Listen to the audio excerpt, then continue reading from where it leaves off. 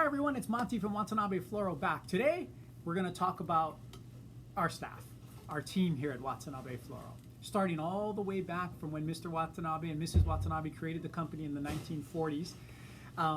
It's a family business, very much a family business, even if we've become one of the largest floral operations in the state of Hawaii. In fact, for one standalone location, our Nimitz location here in Hawaii is one of the biggest floral singular shops, retail shops in the entire country. And we're very, very proud about that. But the company evolved over a long period of time. So from 1940s till 1970s, we were rose growers. That's what we did. We grew roses. We grew roses and sold them to local flower shops. That's what Watanabe Floral was. Then in the 1970s, we became the first company in Hawaii to import flowers for resale. So Mr. Watanabe and his son Russell went around to the flower shops that were buying roses and asked them, what else do you guys want? What other types of flowers do you want? So the first flower that we started to bring in that we didn't grow, which was the roses, was chrysanthemums. We started to bring in pom-poms in the 1970s. From there, we evolved into the largest floral wholesaler, rose grower, and wholesaler in the state of Hawaii. Fast forward a little bit to the mid-80s, and Watanabe Floral started to venture into the world of retail. Now, how did we enter into that retail world?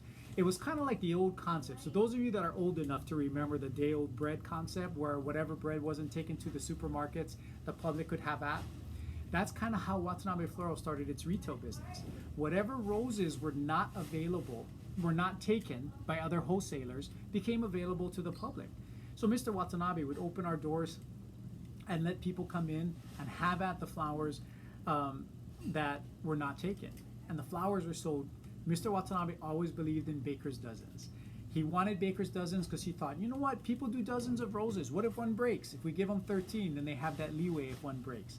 So it used to be dozens of roses that started for $3, $4, $5 a bunch.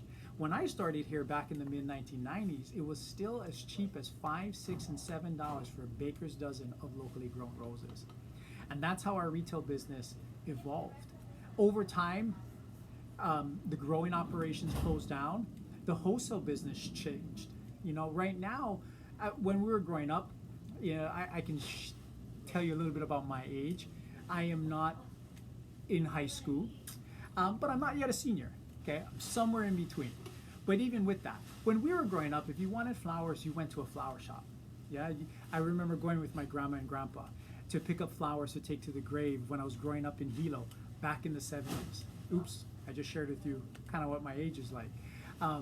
Or when my dad used to want to send flowers to somebody or send flowers to my mom, we went to a flower shop and ordered flowers from there. The world has changed in such a dramatic way. Now, if you want flowers, you literally can go practically anywhere. Every supermarket, every grocery chain, every mass market location, every swap meet, every floral market, everyone has flowers. So there's competition everywhere, and it really, really changed the dynamic of the floral industry. Compound that with the age of the internet. Now you have national brands, wire service brands, order gatherer brands, national brands that have the ability to take an order in your city and have flowers delivered in that area. So the world has changed dramatically, and we've had to change with it. So we no longer grow. We bring in all of our product from all over the world. We literally bring in product on an almost daily basis from Asia. We bring in product from New Zealand and Australia. We bring in product from Europe and Africa. And most of the flowers, like all the other flowers in the United States, usually originate from South America, either Colombia or Ecuador, enter the country through Miami, and are disseminated throughout the country. So most of our product is coming from outside of Hawaii. Most people don't realize that. A local flower shop will have maybe 10% of their floral product grown locally if they're a full-fledged retail or wedding specialist type florist. That's something that is quite a change. That's how we've evolved. We've gone from growers, we've gone to now, and the family has changed as well. All of Mr. and Mrs. Watanabe. Mrs. Watanabe is going to be 102 this year. It's 2020. It's March of 2020. She'll be 102 in May of this year. She's still around, not part of the daily business, but she is still around. Her son, Russell Watanabe, is still our president and CEO. Another son, Leland Watanabe, is our director of purchasing. Leland's wife, Kathy, is our manager out at our Waipahu location, and their two sons, Landon is our transportation manager, and Justin is our operations manager. Still family oriented, still heavily involved. However, they're the only family members that are really left in the day-to-day operations of the 80 team members that we've had. So we've brought in all kinds of people from all kinds of walks of life from all over the globe and assembled just an incredible, incredible team here at Watanabe Floral. We have a transportation team of 10 to 12 drivers. Their responsibility every day is to go out and service our mass market accounts, as well as to provide smiles every day to the recipients of beautiful flowers made by our incredible design team.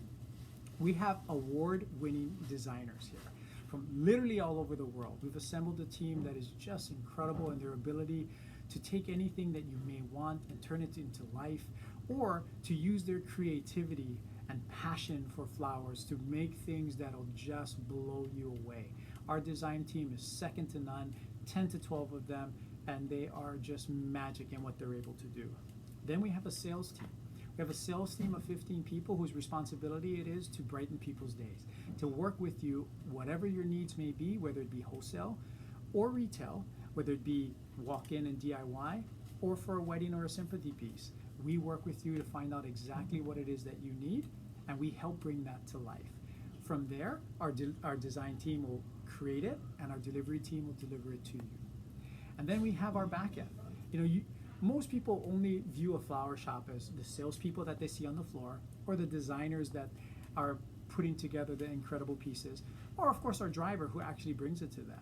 But the company would not exist without the back end people, the people that are ordering the product and making sure that we're sourcing it from around the world, the people that are actually picking it up from the airport on a daily basis, making sure that we keep it at as cold a temperature in the chain of life as possible so that the life of the flowers can extend as long as we can, that process the flowers meticulously to make sure that each and every stem is hydrating so that the quality of the flowers is the best that it can be and it can last as long as possible.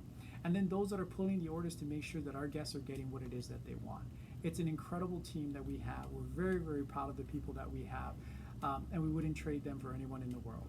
So again, that's Watanabe Floral from the 40s to 2020, from all family to family, plus mostly new family. Because if you're part of Watanabe Floral, whether as a team member or as a guest, you are part of our ohana, now and always. Mati from Watanabe Floral. Until next time.